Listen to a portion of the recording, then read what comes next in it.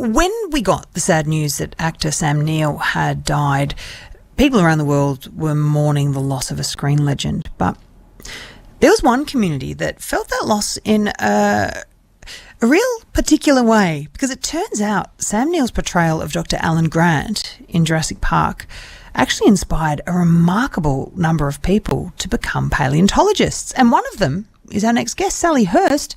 Sally, good afternoon.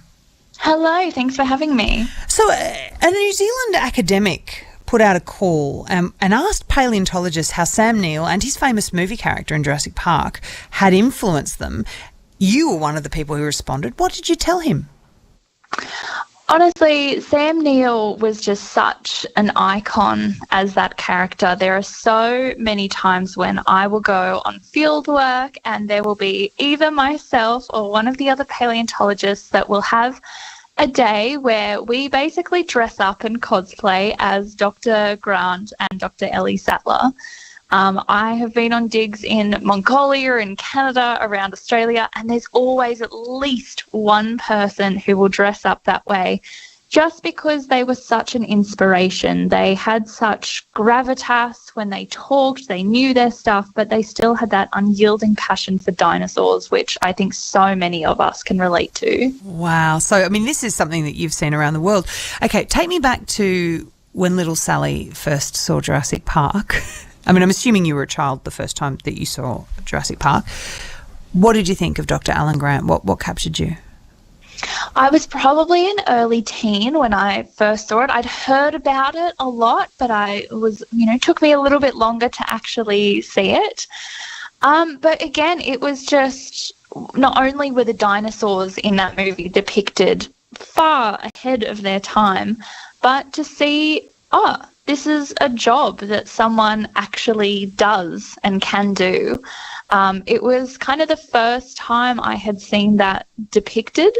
I think previously, or when I tell people I'm a paleontologist, they are either like, just like Ross from Friends, which I had seen before, but it was very collections work, museums based, whereas this was he and Ellie, they were out in the field, they were digging up dinosaurs, they were doing the research. That struck a chord with me so much more of that's something that I want to do.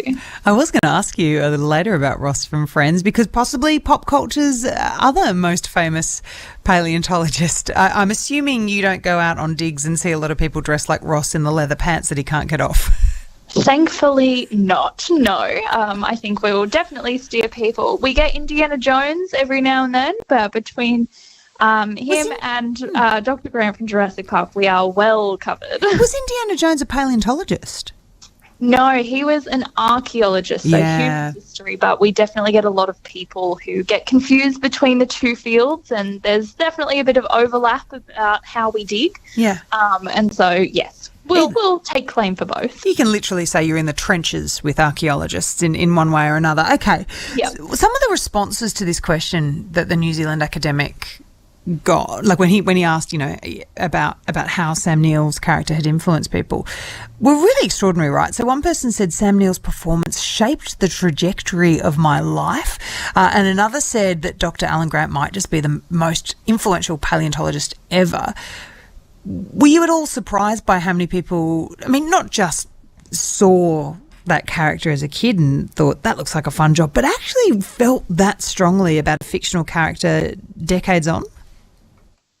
I honestly wasn't surprised, I think, because I spend most of my time with those people saying those quotes. So I think that one about it changing the trajectory of his life, that was from a friend of mine, Jake Katevsky, who studies megaraptors, and he is so honest that there would be no Dr. Jake without Dr. Grant. And I think that is true for a lot of people, that, if I hadn't have seen that movie and thought, hey, maybe this is a career I could actually do, I'd probably be doing something else.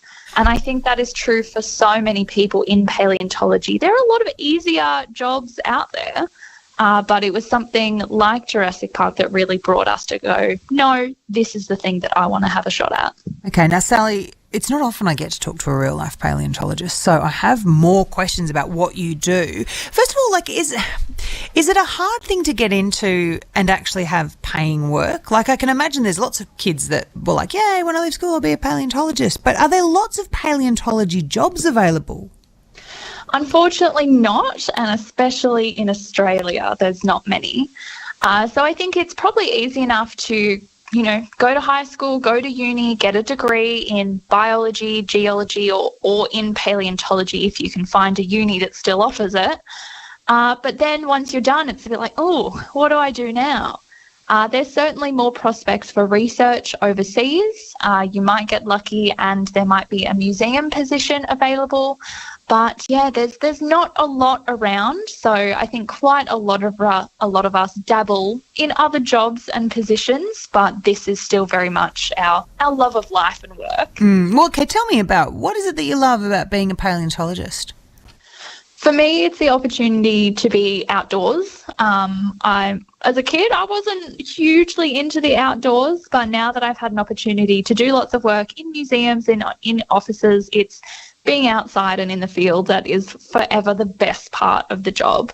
You work with incredible people from all over the world asking ridiculous questions about the fossils you find and what happened in the past. And every day just has that sense of discovery or the potential for discovery. Sometimes we do find absolutely nothing, but on those amazing days where we do uncover something brand new that no one has ever seen before us, it's pretty hard to beat. We're talking to Sally Hurst, who is a real-life paleontologist. We've been discussing how Sam Neill's character, Dr. Alan Grant from Jurassic Park, ended up being a huge influence to a whole generation of paleontologists around the world. We're now digging into, pardon the pun, what it means to be a real-life paleontologist. You mentioned that, you're on a dig, you find something, you ask each other ridiculous questions.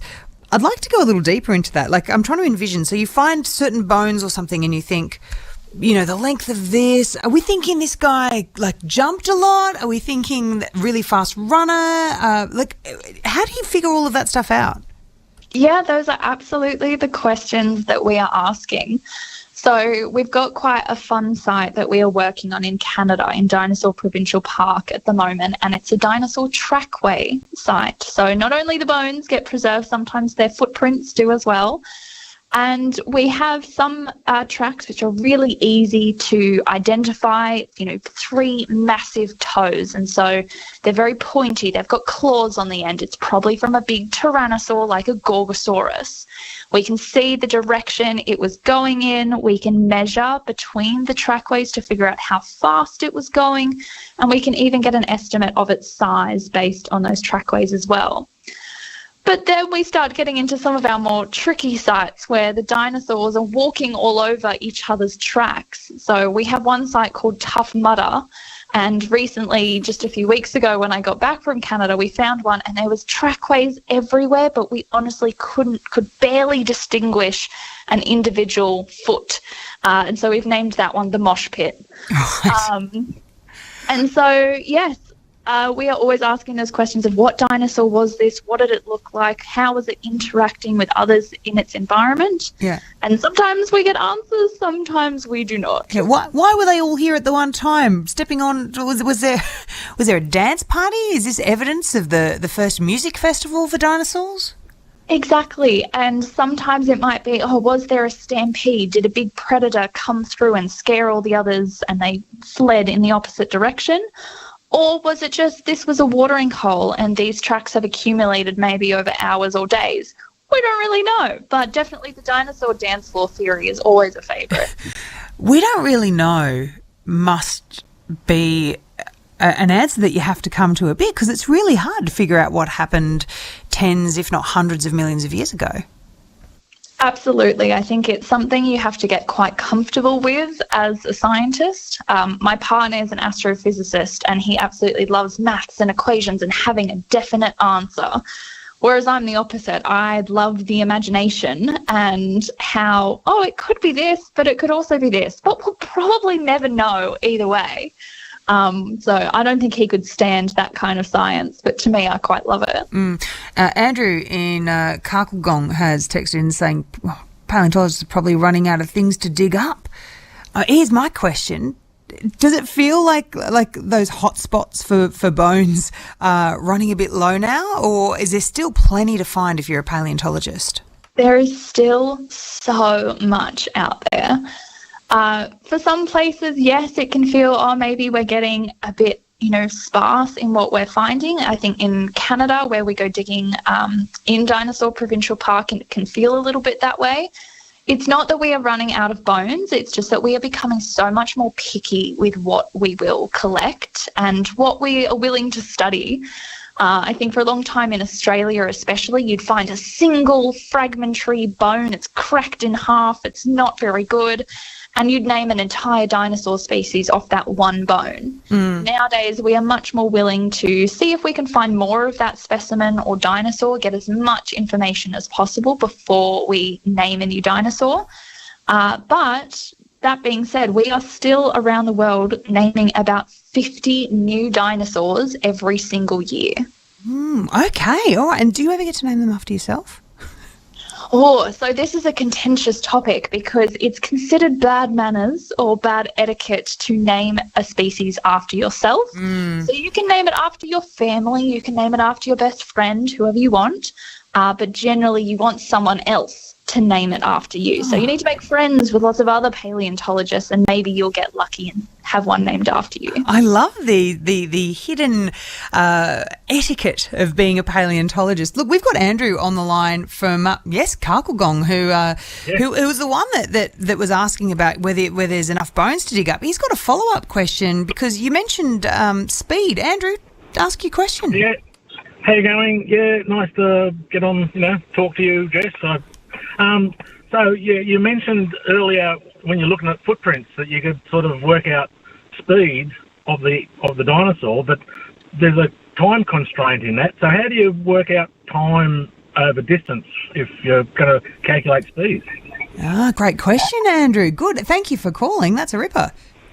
That is a great question. So some of the paleontologists who has much better at maths than I am, they have worked out an equation that kind of negates the need for, having a stopwatch and timing a dinosaur. And so I can't honestly remember the exact way to do it, but we need to measure kind of from the top of the toe of one track to the top of the toe of the next. So you need a sequence, you need several in a row to be able to do it. And somehow through various measurements of the trackways, you can get an average speed. So when we were in Mongolia, for example, we found a sequence of about 6 hadrosaur trackways. We were able to determine it was going at a pretty leisurely 6 kilometres an hour.